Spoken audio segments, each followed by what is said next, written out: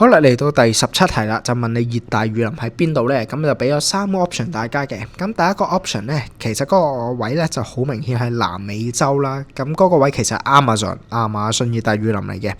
咁3呢係 Borneo 係婆羅洲嚟嘅。咁嗰個位呢都係印尼同馬來西亞嘅熱帶雨林嚟嘅。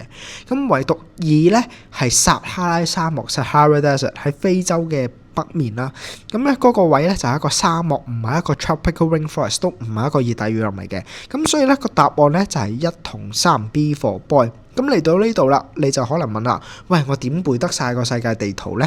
咁有啲巧妙，大家可以記得嘅就係咧，熱帶雨林咧係分佈喺10度至到25度之間，而赤道咧普遍都係沙漠地帶嚟嘅。